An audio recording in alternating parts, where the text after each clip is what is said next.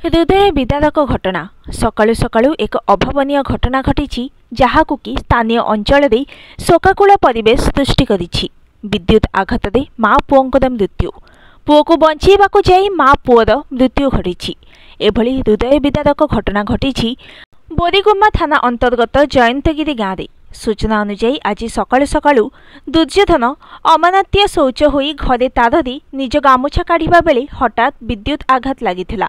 से विद्युत आघात छटपट होउथबा देखि माँ रमा अमानत्य पुओ को बंचाइबाकु जाई निजे मध्य विद्युत संस्पर्श रे आसी छटपट होई तळे पड़ी जाइथिले।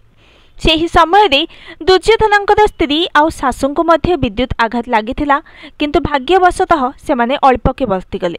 दुर्योधन एवं माँ रमा को जयपुर जिला मुख्य चिकित्सालय रे भर्ती करिथिबा बेले डाक्टर तांको मृत घोषणा करथिले। जयंतगिरी अंचल रे शोकर छाया खेली जाइछि। पुलिस घटनार तदंत आरंभ करिछि। Bureau report news today.